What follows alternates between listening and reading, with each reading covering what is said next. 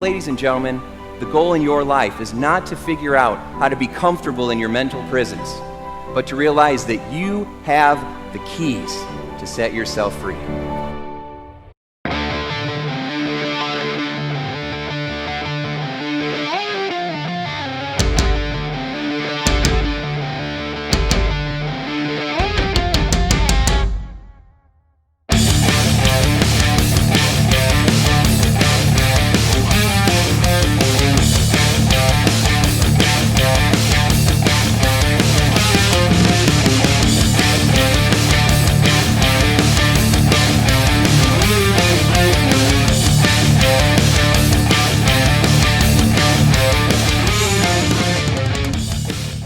Hey everybody, welcome to How to Be Mesmerizing. It's Tim Shurr, and today, we have an amazing guest with us. Mark Brown is here. Mark, welcome to the program.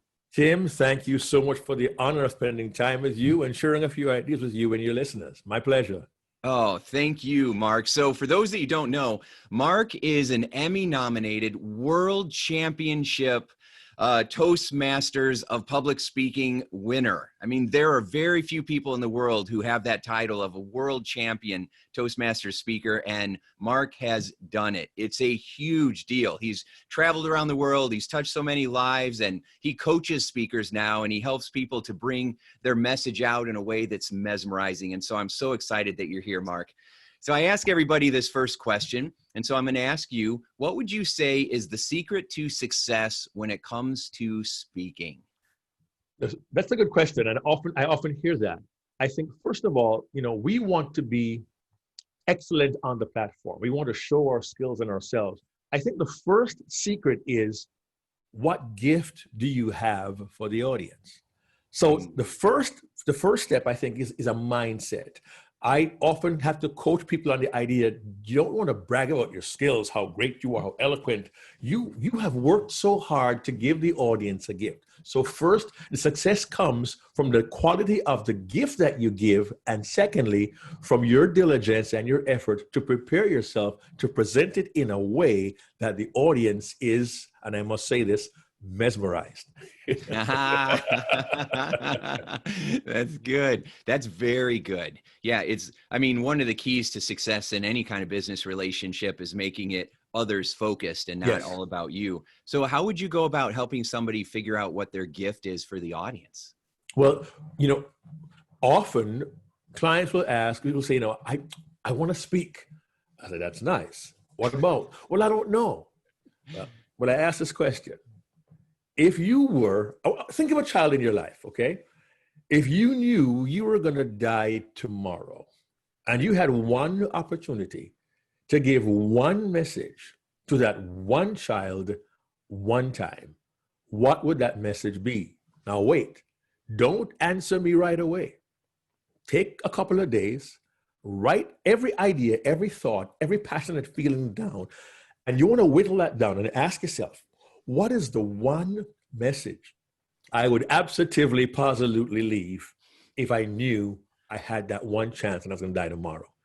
When my clients take the time, 2 or 3 days sometimes, and whittle that thing down, then they find their message. Darren LaCroix is a 2001 Toastmasters World Champion. When he came to me 19 years ago and asked and talked to me, I said, Darren, here's the assignment. You do that. It took him 2 or 3 days, and he came back and he said, I know what the message is. I won't tell you what it is. I want you to meet Darren and talk to him. But that exercise forced him to find out from inside, what is my true message? What is my true gift? And that made a difference for him when he delivered that message. It's a question I ask clients continually. You get one chance, one message for a child you love deeply. What would that be? When you can crystallize that, Tim, then you know in your heart what the message is, what the gift is. And then you can not just deliver it with skill, but with passion and with personal emotion, which makes it that much more genuine, authentic, real, and hopefully mesmerizing. Oh, that is a beautiful answer. And I love the idea of not rushing into it, of taking a couple of days and writing it all down and then coming back and really putting thought into it, because a lot of times people just kind of have an idea and run with it and So I really love that idea. So what is the gift that you give to your audience? Well, for me, I'm known as, in many ways, as the heart guy. I have a series of little Mark-isms that I say, and conceptually, here's one. Authenticity plus vulnerability equals credibility. That's a principle. I attach that principle to the idea that I believe we all have a story to tell, and someone needs to hear it. So one of my strongest messages is that our story, as boring as it may seem, has the opportunity and the potential to really impact someone else in a way that they can change their life, feel more enthusiastic. They can alter the way they think. It can literally shift the trajectory of their life if you share your story with the world. And one of my biggest challenges is to tell people, you have stories. Well, my life is boring. No. One of my gifts is to help bring out the story in you that the world needs to hear so that they can then take that, run with it, and do something with it. The second part of my gift to the world is I want to help people to achieve ever increasing levels of excellence. My most successful keynote talks about elevating your level of excellence, going beyond what you think. And I use my own life experience to realize that that is possible. Quick background, Tim. I am Jamaican, but you can't tell, right? Yeah, man. But I was 18 years old when I came to America from Jamaica, and I had $40 in my pocket. Wow. And a dream for a better life. It's not a brag. It's simply my experience. Mm-hmm. And I realized as I went through my life, I had to grow and change, ups and downs, high heights, devastating lows. But I continually have to pursue a higher level of excellence. I want to be a better husband. I've only been married for 38 years. And I tell my wife continually, God, I pray, help me to be the husband my wife deserves. I pray, God, help me to be the father my children need, ever increasing. And my kids are not little babies. They're 25, 33, and 36, okay? But the goal is, how can I serve them better? How can I serve my coaching clients better? How can I serve my keynotes clients better? What can I do every single day to be better tomorrow than I am today? The concept is I bring the idea and the belief that we all have ever increasing levels of excellence that we must continually strive for. And that's the emphasis of one of my main keynote messages. It's a lot, I know, but that's where my heart is. So I open it up and I share it with you, Tim. Oh my God. Oh, I'm receiving it. That is just absolutely beautiful. I mean, that's powerful. Everybody that's watching and listening to this, you know, how can I be the husband that my wife deserves? I think that's just beautiful. Right. And for your kids. Yeah. Wow, that's really good. Because, you know, a lot of times the speakers, you know, we're putting on the show and we're helping people in our audience. And sometimes we'll treat our audience better than our audience at home.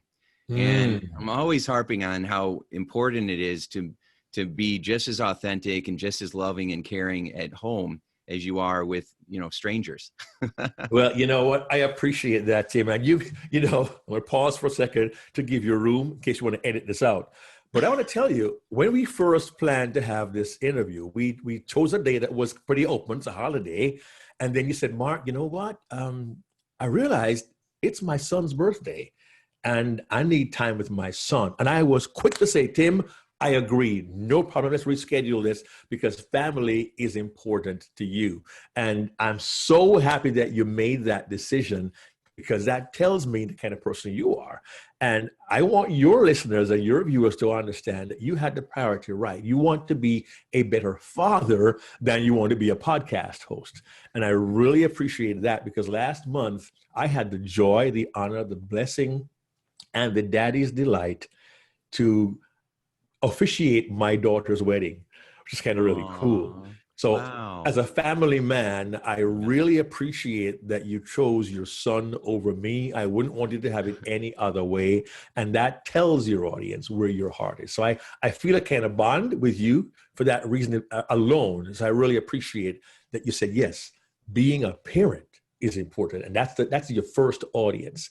And I will tell you this, in my keynotes, those who hear me speak, I'm going to say 99% of the time, my last slide is a photo of my family.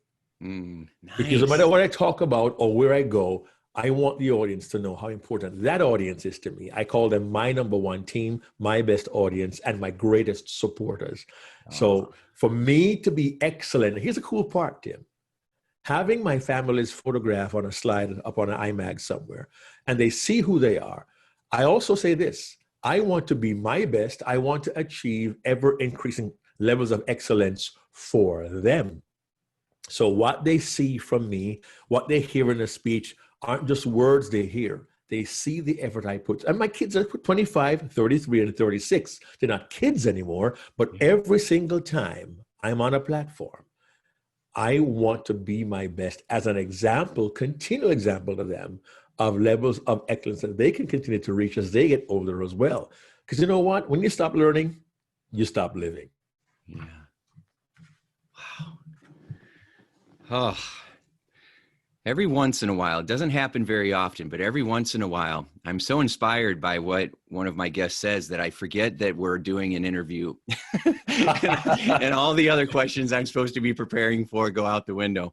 Mark, that Well, was just, oh my gosh, that was so beautiful. I mean, it's obvious why you are a world champion at opening your heart and inviting others into it, because I just want to cozy up in there. I mean, that was appreciate that. so beautiful. Yeah. And so right on, especially with this time in our history where people are Mm. having to stay home and physically distance. I don't like the term social distancing. I think it's physical Yes, you distancing, got it right? right. Yes. I've Yeah. been saying that for months. It's physical distancing. We're socially Yes. more connected now with Zoom and Teams Yeah. and everything else and FaceTime, but physically we are distanced. I don't want to cut your point across, but I agree with you. Yes.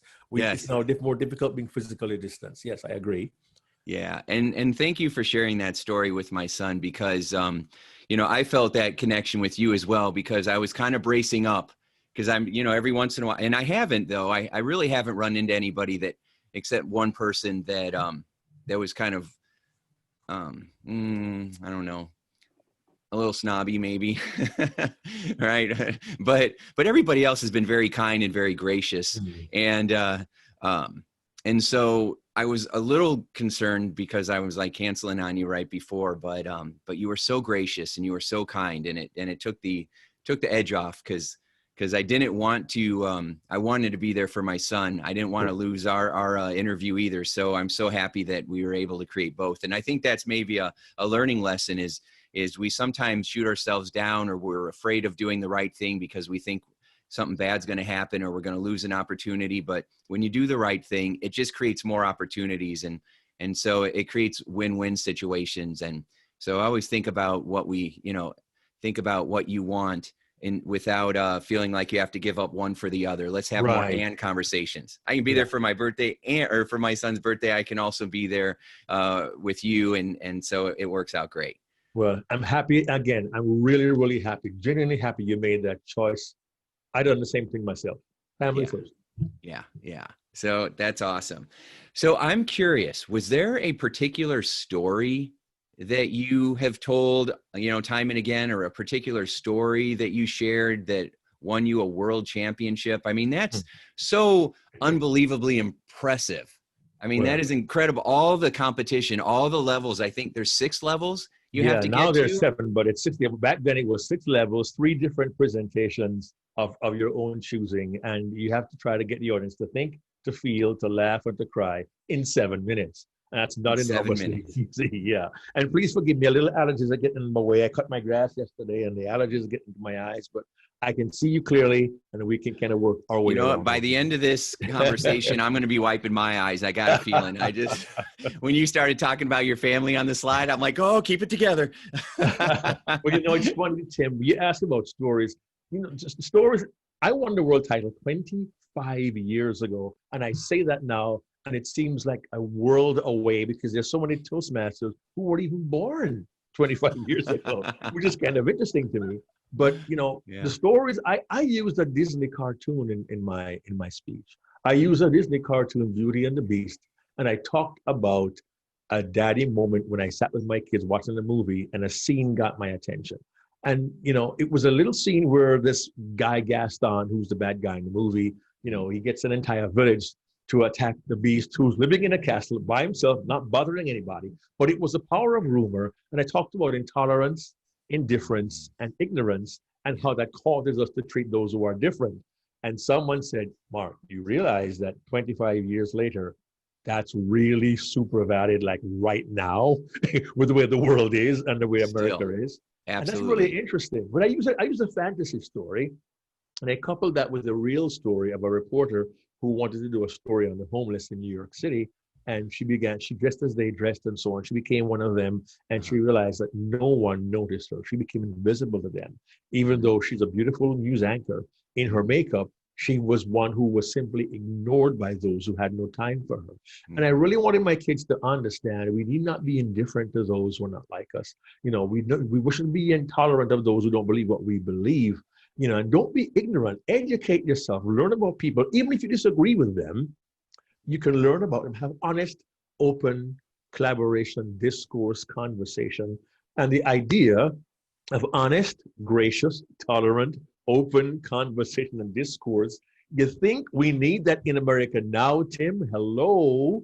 So yes. That was, I won't say it was prophetic, but it was very interesting. And the blessing for me was using those two stories, a Disney cartoon, fantasy, Pat Harper, reality, and juxtaposing those, it created this wonderful little speech, which is available on YouTube. Just simply look for Mark Brown, 1995 world champion. It's out there. But I built that speech into a 45-minute youth program that I delivered in junior high schools and senior high schools across North America for 20 years. That's amazing. I probably touched, literally, you mentioned the Emmy nomination. I'm going to give you context. I probably touched 1 million kids with that message. And back in 1999, it was given an Emmy nomination. I did not win the award. I lost to the Diary of Anne Frank. Who's going to be Anne Frank? Not this guy. But that wasn't important. What was important was over 20 years, 1 million kids, students, faculty members, teachers. I would get notes from parents who said, you changed my son's life. I've got notes from kids.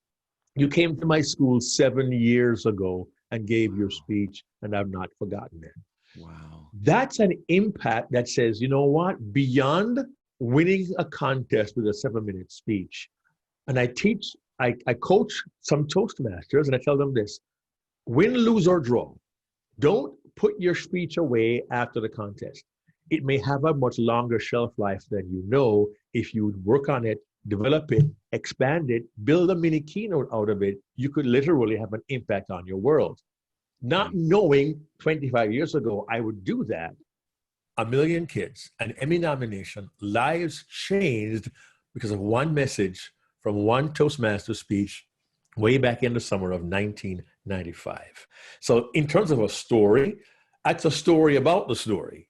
But like every other speaker, I have my signature stories, the long ones, the short ones. And I believe stories are the connector that help people really feel an emotional link, that really help us build relationships. And even now in our virtual / online world, I believe our stories can help us to make friends behind the lens as well. So, oh my goodness, so good. Wow, that is amazing. So you've already won the game. Everything else you go through in life is just, a bonus, because that is extraordinary to be able to touch people and to have the stories and the way that you deliver the stories. I mean, it really is mesmerizing. I'm just hanging on to every word. It's just so beautiful, Mark. Wow. Well, I appreciate that because, that's what I teach. I like to teach people how to tell the story, how to make characters come alive, how to use just your face, how to speak non-verbally. I love doing that. And last year, 2019, when Darren LaCroix, my partner, and I did a 90-minute deep dive at the NSA convention on platform skills, what happened was these NSA chapters around the country began calling, hey, Mark, can you come do a program for us? And then recently, I just had an email that came from another chapter in Kansas City, and lady said, I heard you do it for Texas. And I twisted my president's arm to add an additional program. Can you come and deliver that for us? That tells me that there are speakers and presenters who want to master these skills. They want to mesmerize their audiences. So my Yes. platform mastery program now, I'm traveling around the country with the NSA chapters delivering that, because not just the story, but the art of telling it well. That's really what draws people in. And right now we need these connections. We're physically distant, but if we can create these relationships through our stories using this medium, what a difference we can make, Tim. What a difference we can make. Yes, absolutely. Oh my goodness, that is just beautiful. Whew.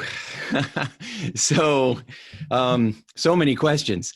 All right. So, cause I'm totally off script now. I'm not answering any of the questions. I had a whole thing. I'm totally off script. So, so are there one or two? So, all right. All right. I got to focus. You've made me ADD. I'm like, oh, you can edit. It's fine. You can edit. All right.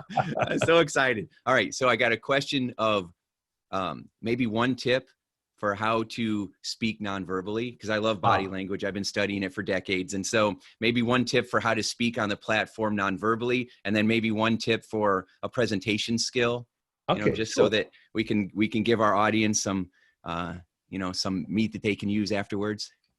Excellent. I'm glad you asked that question. Darren LaCroix, as I said, I'll go to him because he came to me, 19 years ago to help with a speech.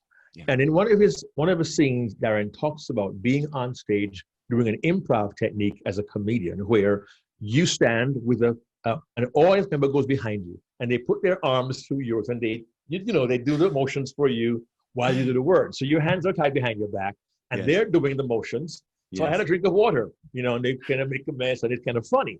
Well, he said, I was bombing that night, and I was trying to tell a story, and the lady behind me was an ancient statue. She wouldn't move her hands. I said, please, do something with your hands. So she did. She covered my mouth. And of course, the audience laughed. I said, Darren, time out, stop. Don't tell the audience what she did, just show it. So in the end, what Darren did was, I said, please, do something with your hands. She did. That's and great. The crowd roared. And he covered his mouth for those that are listening. Mouth, yes. But yes. let the action speak. I talked about having a talk with a gentleman who I competed with in the first time I competed. We didn't win, but neither of us won. I told him, hey, man, it was an awesome contest. You going to come back next year? You going to come back next year? Nah, man, it's 6 months of your life. It's too much work. I'm not going to come back. I'll catch you later. Now, I could say his face just fell right away, and I could see he was, no, don't talk about that. Just say, you're going to come back next year? No. Just show. And a simple change of motion. A simple movement like that tells the audience what's happening without verbally telling them what's happening. If you said, man, that kid, I cannot stand how he behaves. Then I told him, I said, you're an idiot. You'll never do anything right. And the slow droop of the shoulders and the head goes down, and the emotion speaks for itself. My head went down. I was so sad. Don't need to tell me that. Just show it. And sometimes the best dialogue is not verbal. It's what we see. It's when someone's eyes light up. It's when they begin to think deeply. It's when they feel pain. It's the silent cry that you don't hear. Think Al Pacino when The Godfather Part 3, when his daughter is killed on the steps. And you could see the pain. You couldn't hear the scream. It's the silent scream. It's those little nuances. It's a double take. It's how you look. It's how your face changes. It's a tilt of the head. It's very subtle. And that becomes even more significant, Tim, in the little box we call the screen. When all you have is a camera, those little movements can make a big difference. Just how you move. I forget what number it was, but in the old Superman movie series with Margot Kidder and Christopher Reeve, there's a scene where Christopher Reeve wants to tell Lois that he's Superman. And I always get amazed by this. How could a man use a pair of glasses as a disguise and we not know Clark Kent is Superman? But he did two things. He had a different voice, a different demeanor. Lois, and he had his, my glasses out. And he would, Lois, we're gonna have a burger. We could go to a meal, okay? Yeah. And she went to get changed, and he says, I gotta tell her who I really am. And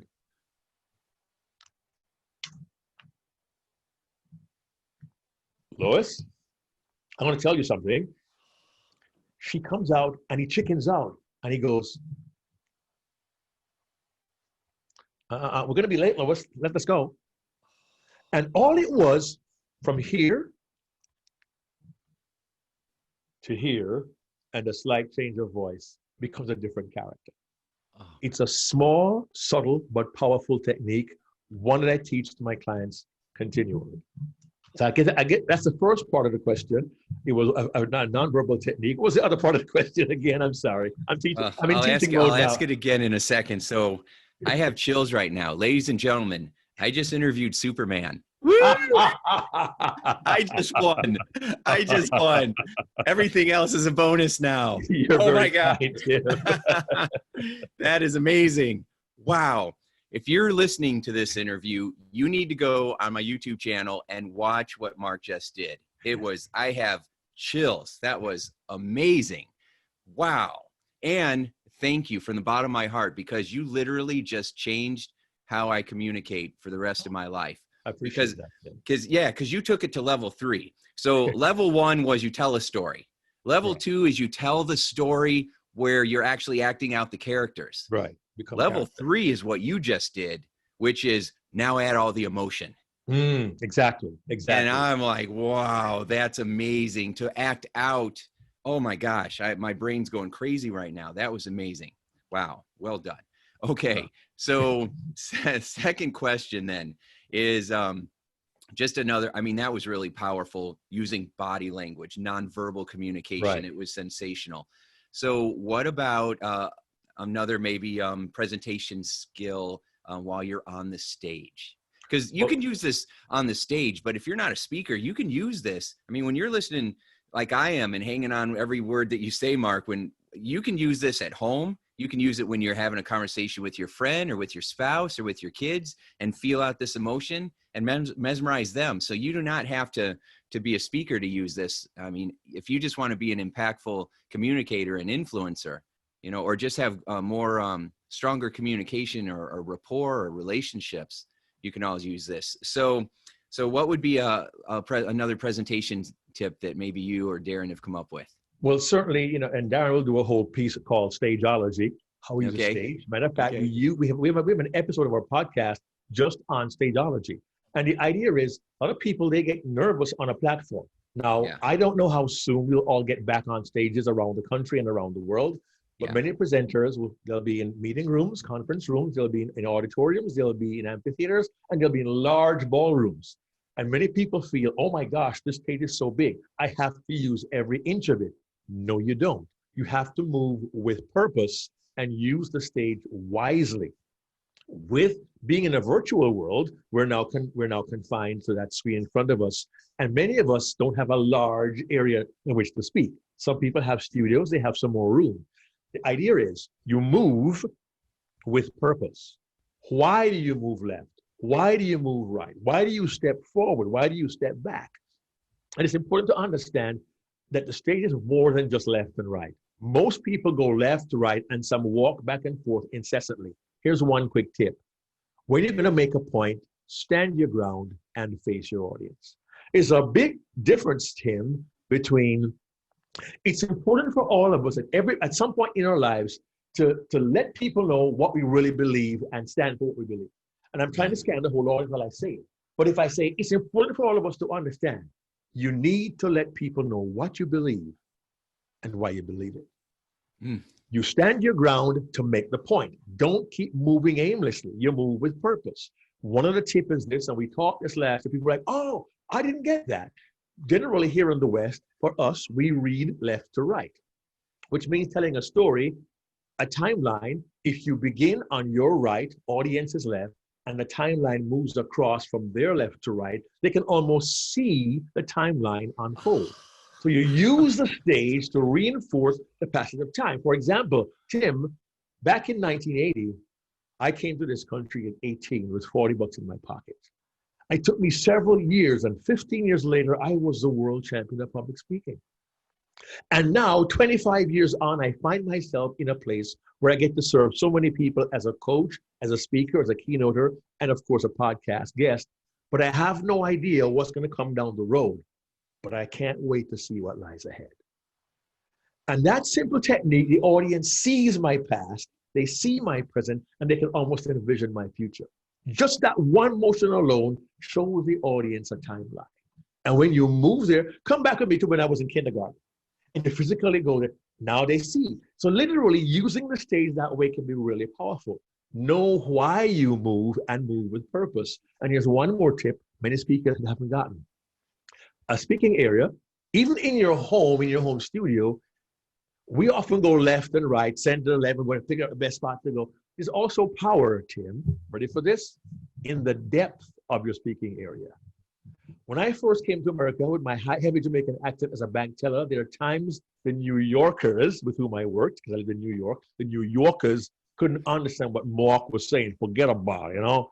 And I was 19 years old, and I was intimidated. And after a while, I found my voice began to trail off, and I began to shrink away, and I was becoming more introverted into myself. Now, what I just did there, Tim, was I went back at an angle, diagonally, used the space to show myself shrinking away. You can use even a small speaking area to give the audience a visual of the emotion that you feel in the moment.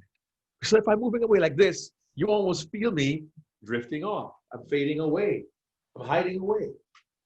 Small thing. It's learning how to use your stage to the best of your ability, wisely, with purpose, to use a visual to supplement the verbal, because you don't want to give a speech, you want to give an experience.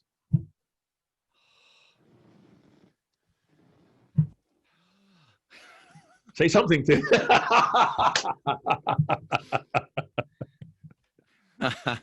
You open up the dictionary to mesmerizing, and there's just a picture of you sitting there. Oh my gosh, that was so good. When you were pulling back like that, I just felt myself leaning in, drawing in. Oh, so good. I mean, I've read a lot of books on speaking. I've talked to a lot of, the best speakers in the world, and I am just blown away by these bits of advice, because they're so good and so powerful. Oh my gosh. So everybody, just while we're talking about it, so Mark has this podcast with Darren called Unforgettable Presentations Podcast. If you go to unforgettablepresentationspodcast.com, subscribe to that immediately, because Mark's just dropping $1 million golden nugget after another, and it's just unbelievably good. So, okay, let me switch gears. I want to sit here and just keep grilling you on more tips, but I want to switch gears a little bit. So you've traveled around, you've made all these, had all these amazing impacts on people. Was there a particular adventure that you went on that seems to really kind of stand out for you? A particular adventure. Well, I will tell you this. I've had the blessing of delivering presentations on 5 continents. Wow. Amazing. Dubai, Saudi Arabia 3 times, India a few times as well. And, and throughout Europe. In terms of adventure, the blessing for me has been, it's going to sound kind of corny, but for these, international trips, I asked that the host allow my wife to come with me. We're married 38 years, together on this planet 120 years. We're older now. I don't want to be gone for 3 weeks without my wife. And happily, they've all so far said yes. And we got to visit Australia together, and we got to visit India and go to the Taj Mahal. But the most adventurous, this is the biggest adventure, and I can't begin to explain this to you. We went to a Toastmasters event in in Chennai, India, a couple of years ago. I was the guest keynote speaker. I was going to do a workshop. And as is often the case in Asia, they have what they call a chief guest or a special guest to open the conference. Not a speaker, but someone from the community. In this case, it was Nawabzada Muhammad Asif Ali, which basically means he's a prince in India. So he came to deliver a presentation, the opening presentation. And we had an opening ceremony, we lit a candle, and so on. So we met, and he was going to leave before my presentation. I found out later he stopped. He told his handlers, cancel my appointment. I'm going to stay and hear this man speak, which he did. Cool, no problem, man. Afterwards, he approached me and said, Mark, it was so good to meet you. I'd like you and your wife to come to the palace for lunch this week. Wow. So an Indian prince wanted to come to a palace for lunch. I think 13 of us were in the delegation with Prince Asif and his wife, Begum Seema. And we sat to have lunch. And he had his 2 long tables in his dining hall. And he insisted that I sit at the end of the table right next to him. Oh, wow. And Mark, his wife, that's amazing. And his wife hosted the other table. And during our conversation, I don't know why this came up, Tim, but we began talking about parenting. And he asked what my thoughts were on parenting. So I have 3 kids. He has 2. He has smaller kids. Mine are older. I began to give my answer. And he said, wait a minute. One moment, please. Seema, please, everyone over there, bring your chairs over here. You must all hear what he has to say about parenting. Literally, Mohammed says, Asif says, you need to hear what this man is. So Andre and I do a 15-minute workshop on parenting for an he asked the right person too. Yeah. His guest at this place called the Amir Mahal, the palace in India. I didn't even know this until I went on YouTube later and watched a video about the palace. They have 600 people living there. You know, we're going through this place. We get on the red carpet. We get to hang out with him. We went to his private room. He's a songwriter, a musician. We're playing drums and piano together like a regular guy. He's so cool, you know, and we've become friends. And he now sends me voice messages. Mark, my brother, it's so good to see you and to hear from you. And I want to congratulate your daughter on being married. It's a wonderful thing. And it's really, really cool, right? But here's what blew me away. You see adventure? What blew me away is this. I wanted to know what was it that prompted Prince Muhammad Asif Ali to want to hear me speak and spend time with me. And I still can't fully explain this to you, Tim, but he said to me in conversation several months afterwards, he said, Mark, when I met you, I shook your hand and I said, I need to know this man. My handshake was the first indication that he would want to build a relationship with me, Tim. And I remember years ago being taught, when you shake a hand, get into the web, give a firm handshake, and look the person in the eye. I don't know what impact that had on Prince Asif that day, but it led to our relationship. And he sent me a voicemail recently in which he said, if you come back to Chennai, walk right in. It's our house is your house. Wait, the Amir Mahal, the palace is my house. I can walk right in. I mean, talk about adventure. You know, it's amazing. It's true. And his wife and my wife will go online and they'll do this whole recipe exchange and all. It's crazy. It's absolutely crazy. Oh. But that was a great adventure for me. And what gets to me the most is this. You know, there are those who say you will stand before kings. You know, I didn't think about that. But if we use our gift well, if we hone our craft, if we commit ourselves to this idea of being excellent as presenters, but more importantly, being excellent as human beings, those are the kinds of relationships that we can build and the kind of impact that we can have. So, you know, we talk about being mesmerizing. That's a skill we can work on. But the heart we have, the lives that we live, and the way we relate to people, that's what's going to make the difference now, especially now, 21st century in 2020, with what our country is facing. We need human beings, men and women like you, yes, our viewers and listeners, who will choose to be the kinds of people who will forever want to increase their level of excellence, to tell their stories, to build those relationships, and connect with people who need the benefit of a relationship with you. And that's how you mesmerize people and bless them at the same time. Wow. Wow. Wow. That's amazing. You just walk into the palace whenever my palace is your palace. That's crazy, right? That is crazy. And the handshake, you know, I imagine as a prince, many people do not look him in the eye, you know, and with that kind of confidence and grace, right? And they probably look at him with, you know, concern or intimidation or whatever. And you know, I can imagine when you're connecting with anybody, you know, they just feel your heart, you know, and how much you care. And those words that you just spoke were absolutely beautiful. I mean, it was just So inspiring. That's why, obviously, you know, after 25 years of being a world champion, you still got it. Well, I appreciate that, Tim. I mean, holy cow. This has been one of my favorite interviews ever, just because of how the stories you're sharing and the insights, you know, and the wisdom that's coming out of you. It's just really extraordinary. So let me just share some of your resources here.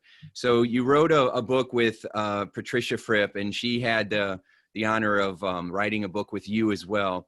And it's called The Speaker's Edge. You can find that on Amazon. Sure. And if you can find a copy of it, get it, because and send me one. I'm gonna buy one. I'm gonna buy everybody one. I'm buying everybody a book. And then your website is markbrownspeaks.com. That's correct. Yeah. It would be an honor for anybody to have you as their coach.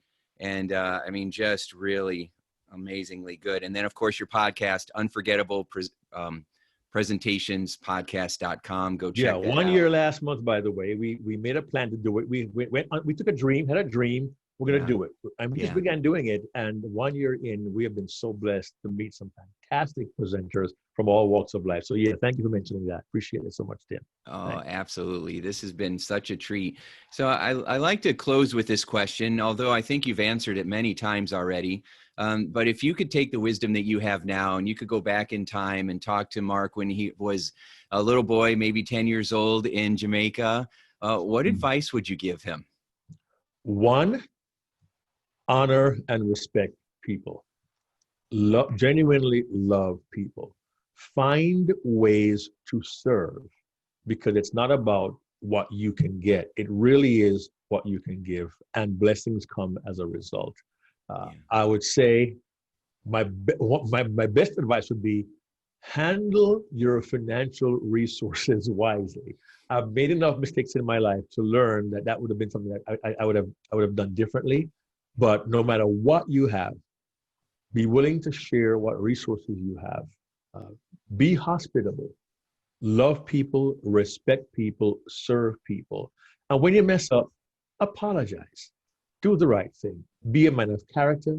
Be a man of integrity. And no matter what you gain, what you lose, never lose your self-respect. Never lose your dignity. And always find ways to help other people. Beautiful. Ladies and gentlemen, the legendary Mark Brown. Mark. You're very kind, Tim. Oh my gosh. This has just been absolutely wonderful. Thank you so much for your time, for your wisdom, for your heart, and for all the good that you've done for this world. We really appreciate you. And I have become your biggest fan now. So thanks so much for being a part of this program. Thanks, Tim. To you and your family and your son, every blessing. All right. And be mesmerizing. Talk soon. I love it. All right. You take care. Okay. Right, thanks. Bye. Thank you. So everybody, oh my gosh. Wow. Blew the doors off the place. That was just unbelievably good. Now that was believably good. It was believably good because Mark has done his homework and it's obvious. So check out his website, Unforgettable Presentations. Go to unforgettablepresentationspodcast.com. Check out markbrownspeaks.com and make sure that you share this interview with everybody, including your teams, because obviously it was mesmerizing. So take what you've learned, apply it in your life, and we'll see you next time. Thanks, everybody. Hey, would you like more free tips on how to be a mesmerizing leader? Then check out mesmerizingleadership.com and also hang out with me on Facebook, facebook.com/Tim Shurr. Thanks so much and make your day a sure success. Hey, it's Tim Shurr. Would you like to learn my best secrets for how to be mesmerizing? Then head over to www.survivingtothriving.me.